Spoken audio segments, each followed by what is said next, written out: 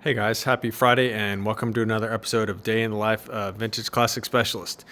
So, pretty good week here in the shop, keeping these projects moving forward here for the most part. So for today, myself, I was here all day by myself, except for later this afternoon. Jacob came in. We'll talk about what he did in a little bit.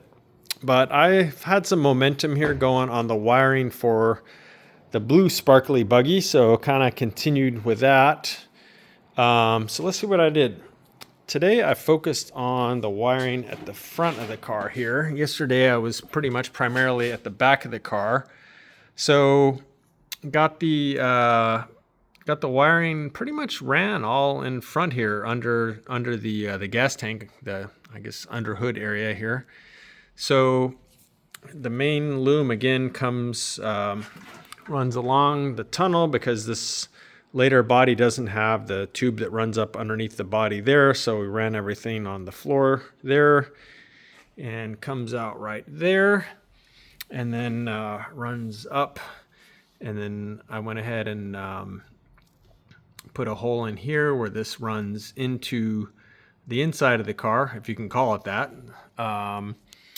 And from there, let's take a look at the inside the car part here. So there's the fuse box, which I think I had mounted yesterday. Yeah, I had that mounted yesterday, but it wasn't really wired up yet. So today, went ahead and ran all the wires to the fuse box and got them kind of organized there.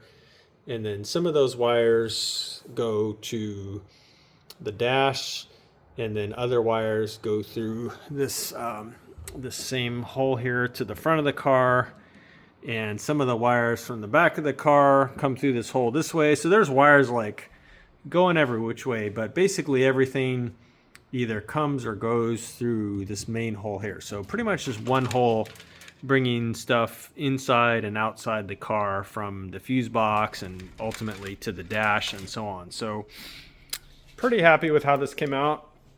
I've got the wires pretty organized here. And again, so what we've got is on the trunk side here, we've got them splitting, and this goes off to the passenger side turn signal and headlight, and then likewise this side goes off to the passenger side headlight and turn indicator, and then also splits off here, and this runs down to the brake light switch. And then these two here, the blue one is going to go to the horn, which I think I'm going to mount over here like Rafa did on the other buggy. I'll show you that in a minute. I actually really like that mounting on a buggy. And then this brown one here is going to be the ground for basically for the dash, for everything that gets a ground up under the dash. So the gauges and stuff like that, that ground is going to come from this wire right here. So that's that. Let me show you this horn mounting really quick. So basically the horn is mounted on, there we go. So the horn is mounted on this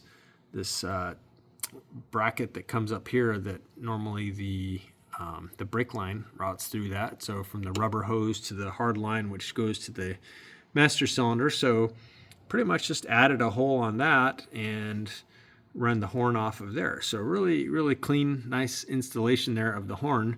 So that's where I'm going to put it on the blue buggy, and then I will actually use that that bolt right there for the ground that I was just talking about.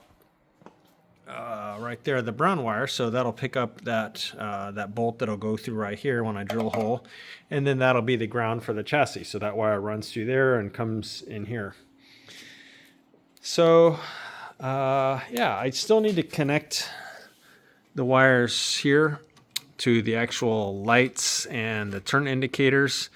So unlike the dual filament Lucas lights that we have on the Cowlick car, so those right there, those are where is my finger? There it is.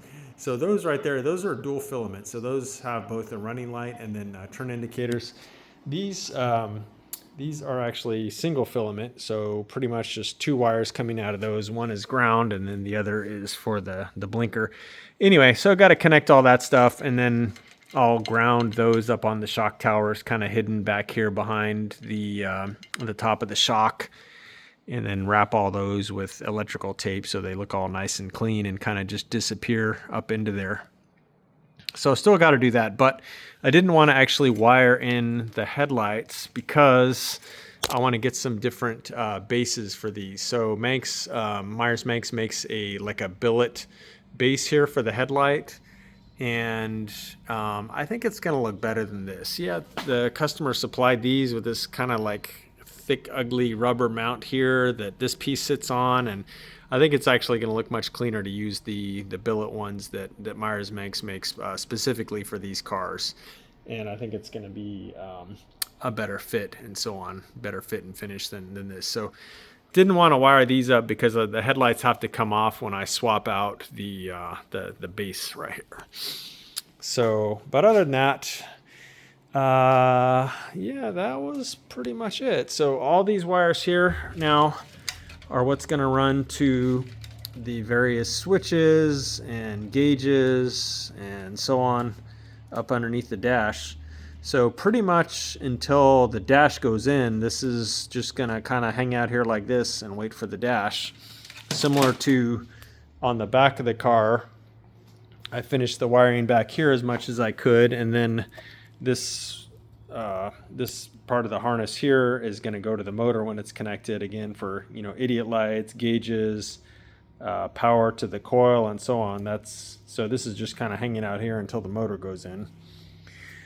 So yeah, actually, other than connecting the front lights, that's about all the wiring that I can do at the moment, and then adding the horn over there. But yeah, that's about it. So like I said, I had some momentum on this, so I just wanted to kind of finish it off.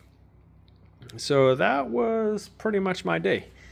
So Jacob, for his part, those of you that follow the channel, you'll know that he finished off this beautiful newly rebuilt 36 horse long block the other day, and now we're at the point where we need to start rounding up all the tin and so on that we want to use on it and get it powder coated. He already restored the carburetor, the fuel pump, I think the distributor, all that stuff's ready for it. But we need to finish selecting the tin that we're going to use, and again get it powder coated and stuff. So I did have a Core 36 horsepower motor, which was actually a complete motor, and so I went ahead and had Jacob pull that one down to a long block because I think some of the tin and some of the other parts off that motor we're probably going to use on this one. And then when this motor is done, then I'll probably go ahead and have him rebuild this one. This seems like a really nice clean motor, and it was pretty complete. This is June 56 motor. This one, I think I looked up the number yesterday, and I think it was like maybe an August 58 or something like that, which would make it a 59 model year. But anyway, so yeah, well, he'll probably go ahead and get started on this one here in the not too distant future, and it too is not necessarily for any particular customer or anything. So I think as long as we have good core motors, then we'll probably just continue to rebuild those and put them up for sale, and kind of see how it goes. We'll build them to our standards and make them look beautiful like you'd expect from our shop. So yeah, if anyone is looking for a June 56 36 horsepower motor and you want anything specific, let us know. We can certainly build it for a customer if there's anything special that they want about it. Otherwise, it'll just be a stock rebuild. So that is it for today, guys. I will actually be here tomorrow, probably spend about half a day, and I'll be meeting with a potential customer who's from Hawaii. So Andy, if you see this, looking forward to meeting you tomorrow. And that's it. So I will see you guys all tomorrow. Thanks for watching. Bye.